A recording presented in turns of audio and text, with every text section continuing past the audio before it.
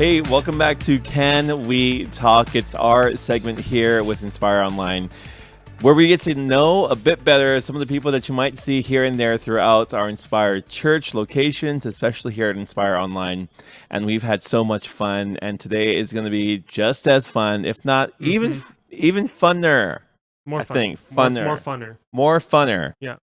Than maybe not the previous one. They're all really good. And they're all special and unique. That's what parents say. It's like picking a favorite for each child. of their kids when they don't want to say that they have a favorite. But every parent has a favorite. And Mom, I know. You're welcome. Anyways, welcome back again. My name is Henry. I'm your online location director. I get the chance to hang out with you guys and get to know you guys a bit better. And in return, we're doing this series to kind of give you a chance to get to know us a bit better as well. And as you can see, we've got one of our legends here. The legend, wow. Legends of Inspired Church. Okay. Been with Inspire since before. Since Diaper days, yeah. Since Diaper days. Yeah. You probably lost a binky underneath one of those cafeteria chairs. Probably. Waikele. Waikele days. Give it up. Welcome, Gabe Arney, everyone, to Can We Talk? Oh, Here we go. Guys. Thank you. Gabe, welcome. Yes. Thank you so much for giving us some time. I say that because you're a busy man. I don't try to be, but I just am. You do a lot, right? That's right. What is your tell us about? I mentioned earlier you're here with us for a very long time. Tell us about who you are, of course, and your journey here. Maybe not just as staff, but just kind of your journey in Inspire Church. Well, so my name is Gabriel Arney, and I do video from online to podcasts to in-person videos, everything, you name it, whatever you see, especially you guys at the online audience. I am in love with doing all of that work. So that's what I do here now, but the journey has been 24, 25 years in the making, and it's all been here at Inspire. I grew up in this church from the elementary school to University of Phoenix and Mililani and all these locations, and now we're here. Yeah. And now we're online, and I'm just really blessed to be a part of this whole experience. Yeah. You do the video editing. He might have edited this video too. You never know. I hope not. There's a lot of things that come along online, and he's one of the three that might have edited this video. So if it looks a certain way and you're like, man, I think that's pretty cool. Could be me. That's the guy. Like, let him know. Hit him up. DM him that you'd like to be a part of his team. Yes, please. Join us. So you went to school on the mainland. Yes. What'd you go to school for? Where'd you go? So I went to Biola, which is in Anaheim. Right next to Disneyland what's the area. mascot at Biola? Eagle. Go Eagles. I got a point. It's the Eagles. And he thinks. I majored in film and videography. So wow. It was more like a Hollywood track where it was like trying to prepare you for Hollywood filmmaking, but I came back here and was just here for the summer, and God lined things up to where there was a position open just to do exactly what I went to school for. So super stoked. Here I am. What made you, have you always wanted to do film? Is that something you always wanted to walk into? I think that it's something that my dad did a really good job of like nurturing, is like that environment where I could do wherever or do whatever like my passion was. And like, I think in high school, I started to really feel that I could do whatever I wanted to. And if I could do something that was fun and go to school for something fun, then why wouldn't I? And I found out you can go to school for film, and it didn't feel like I was going to school. So I felt like I was cheating the system, and it was just fun all the way through, and it's still fun now. What's the best part of the whole process with regards to filmmaking, videography? Is it like the brainstorming? Is it the vision casting? Is it the post editing? When some people get a rush of having this entire mess that they have to organize into their timeline, and some are just like, it's when I see the finished product. That's like it for me. I have two answers. One's the really generic, cheesy answer that I think I'm supposed to say of like, my favorite part of the project is when I get to see people's lives being impacted. And it's like, it's true. Like you see it in the sanctuary, like you see it, like especially in person is, I think, one of the biggest things when we do events, when we do things like Arise, where there's like a lot of pressure on, and like we've been working on this 1 3-minute video for maybe 2-3 months or something like that, from like beginning idea all the way to like Yeah. finished on the stage. Like it's been like 2 or 3 months, and you have this like one that feels like it's a very chemical Yeah. release in your brain of like, oh, it's finally finished. But then it's also, you see everyone like in there like with their phones up and they're filming and they're like, they've never seen something like this, and it's like, Yeah. that's kind of a really cool thing too. And then it also sets the mood for whatever's going to happen next, and then you just see the whole night unfold. And I think that's the first answer. The second answer is just, I just love the tech side of it. I love editing. I love being on my computer and like having full control over all this footage, like amazing footage. Like Yeah. what you guys are seeing now is, it didn't used to be like this. Like we used to have like cassette tapes and little camcorders, and Yeah. now this quality that we're just used to is just, it's such a blessing to have. Yeah. Yeah. But yeah. So based on that, and because things are just so different and vibrant every single week, you don't really have a typical day. Yeah. Like, there's If you ask me nothing- what my schedule is, I wouldn't be able to give you a good Yeah. schedule because it's always changing. like from one day it can be purely editing, Yeah. and another day it can be purely filming. Mm-hmm. Another day you could be going to like 4 locations and trying to make 1 2-minute video. Yeah. Yeah. And other days you are making this short film out of things that you also have to get from other Just resources. sometimes it's it's a long day. Sometimes it's a unexpectedly short day. Sometimes we're here in this building in our film room. Sometimes we're all the way across the island. So Yeah. maybe even across the nation. Sometimes Yeah. had that opportunity too. Yeah, you were in DC. Yeah, with Pastor Mike and Pastor Clint. And that was kind of like that wasn't a months in planning thing. You just were No, they were just like, you're single. get on a plane. Take We're a going to camera. Yeah, DC. we're going to DC. I think that your next thing is Waimea, Big Island. I think so. Wait, you've already done that. No, they sent Pono. Did you go for another project? Oh, that was for the faith in Hawaii. I think Yeah. Waimea's next. Yeah. Absolutely. With regards to the filmmaking process, why is it so important to put all that effort into it? Look, why not just grab last year's Memorial Day video, throw a new date on it, and call it a day? Why is it important to keep everything fresh, keep everything great, put as much effort as you did in everything else? Why is that part important for you? Well, I think the thing that changes is the Holy Spirit, and like we don't operate in a like normal production company. It's not like we're just making videos to sell a product. Like we're trying to get the word out and in a timely way, and like what's culturally relevant changes, what the Spirit's doing here changes. So it's like that's part of what I love about this job. It's like it's always up in the air. We never know what we're doing.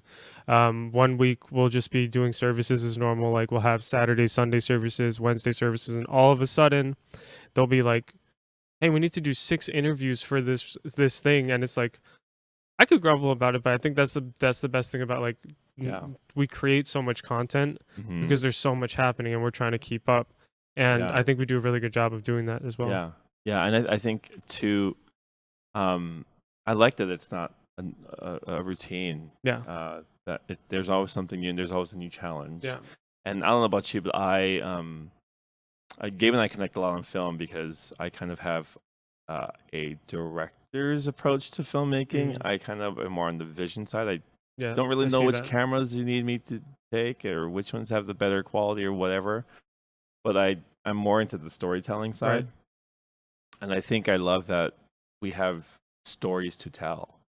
Yeah. That it's not just about creating really cool graphics or really nice angles, but it's about how do we capture a story that God wrote. Like we're not making these storylines up. These are like people's lives who whether it's a testimony, whether it's just like even a talking head, like so last year we went to DC and shot some we could cut this out. I don't know. This might be too long. Last year we got to go to DC and we filmed something at Arlington, and I think it was just like a right place, right time, like with security and everything, like they let us through, and it's just like we had this opportunity. And I think so like it is people's stories and testimonies, but it's also like the stories of like God creating opportunities for us to get into certain places. Like we have access to certain things just because of like being a part of the church. So I think that's also a thing too of like I've experienced so much blessing through it too, and like the stories of other people too, like marriage summit testimonies, like Oh have my spoken into gosh, my life yes. before I even knew I was going to get married. Yeah, I'm So not even married, and I love those stories. make you cry a little bit. I mean, come on. Yeah, it's a it turns into a responsibility to curate and cater those stories really well, because if I were to make some, write or screenwrite something, I can change it however I want. Right. But this is real life. This is So, someone's actual story. Yeah. yeah, and we're allowing it and basically moving it in a way that makes it be told exponentially more than it probably could have been told on its own. Yeah. I love that part. What's one example of maybe you made a video, maybe you did something creatively or a part of a team that impacted someone's life specifically that you can think about, remember? Is there like a moment where you're like, oh my gosh, I cannot believe I was part of that? Yeah, I think I don't know exactly when it was, but it was after we had made the switch to online, where like we were streaming regularly, right, Yeah. at our normal services, but we made a really intentional push to go online at the beginning of COVID, and we were just running services, and obviously we were seeing numbers come back, and it's just hard to gauge what the audience is like, or like Yeah. what kind of people are watching, because it's IP based and not really like interaction based, so it was a little harder to tell. And so I'm just cranking out these videos every week, like I'm doing services, and I think it was right before the 20th anniversary, hearing from Amos for the first time. Oh man. And I remember hearing that. I think it was a video, and it was something that it was like tangible to me. It was like audio. It was an audio clip of him speaking or something, or it was the video that we put into the 20th anniversary. Correct. And he's talking about how like it's just been such a blessing to have this church during this time, and like I knew that online was the location at that time, Right. but I just didn't have a face for any of the members that weren't like here, because I work here and I don't get to see all those people, and so. Yeah, I was almost like crying, and it gave me that realization of like I know I'm operating in my calling. One, because I've seen someone's life being impacted, but two, also like I think names are important, and like reflecting on my name is like messenger of God, and it's like this is what I get to do, is I literally get to be a messenger of God. Like I'm delivering the gospel in like one of the most modern ways possible, and it's like it's one of the most amazing experiences I've ever had. It's awesome to see people like Amos and Mary in Thailand, Luca and his family up in Norway. There's a few others around that have been with us for, I think, since that time, since the beginning.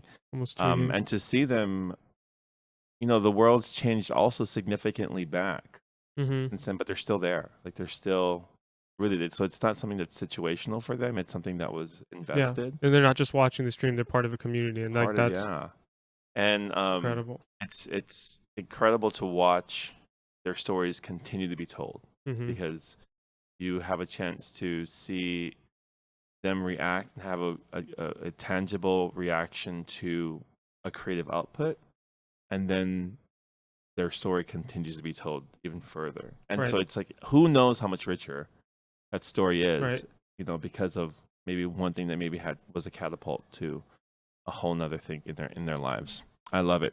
Awesome. I love it.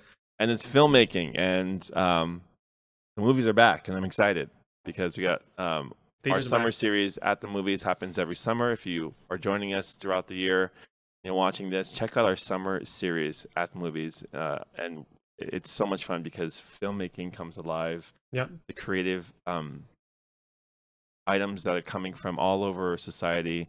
It's really a hearkening back to the creator himself, how there's so much godly truths in these movies that we get to highlight every summer. And it's funny because you get to kind of do the opposite. You get to bring truth into a film product, whereas we're pulling the truth out of something, right? And so if you are wondering how you can do that, and you might be thinking, I love doing that. I love stories. I love telling stories. Definitely at any time throughout, whether you're watching this on your own, whether you're watching this with family or friends, maybe you've caught up to this on a later date or whatever, we'd love to invite you into our team. We'd love to get you involved in our creative team, our online team, whatever it might be. And really more so because we believe in that community. We believe that Absolutely. as you join community with one another, that whether you're doing an online hosting, whether you're making film projects together, whether you're picking up chairs. I saw a meme earlier about picking up chairs. It was like this gym machine that was like, this is how you can train to pick up chairs better. Whatever you're doing and serving together, we just really believe that when you do it together with others, then it's really what's going to take it to the next level. So definitely, whether it's down in the description below or through our website, hit us up. We'd love to get to know you. Invite you into our team and join us. And you can, if you're into filmmaking and you're into creative arts and that dimension, you can meet Gabe, the rest of the team there. We've also a couple other people on the film team. And here's the thing I love about our team is you don't have to know anything. Yeah. Like you can join and have like no knowledge. Like you can just love a movie. Like you like movies. Yeah. Come hang out. Yeah. You just learn things all the time. Like I think we had someone on our team who had never edited a video before, and now they can edit their own reels and stuff like that. Like you pick up practical skills, but also like you're just around great people all the time. We even had people who are like, hey, I saw something really cool on Instagram, and they would just send it to us, and it's in some way, shape, or form turns into something. Yeah, and it just provides us with inspiration too. So yeah. So come around. Definitely hit us up. But Gabe, we're so grateful for you. We're so thankful that you have not only answered God's call, but you're doing it in a way that is so unique, and it's what God's placed upon your heart and your mind, and you've even continued to grow in the church. I mean, you found your wife. Yeah, that was a shocker. Come on, somebody. Come on. Got married. The Lord is good. Oh, men, women. The Lord is good. See what obedience does. Oh, see what diligence does. Well, I mean, you could join the film team, and then you can get married. It's the whole thing, or not, or just do your own thing. Don't do it to do that. Don't do it to get married. Yeah, do it for God. Yeah. But thanks for joining us. Really appreciate you. Really appreciate the work you're doing. Mm-hmm. And once again, if you'd like to join our film team or join our creative team or whatever, or online team, you know what to do. You know what to do. Hit us up anytime. That does it for this segment of Can We Talk? As always, click to connect with us at any time. But of course, until next time, take care of yourselves and take care of each other. Aloha.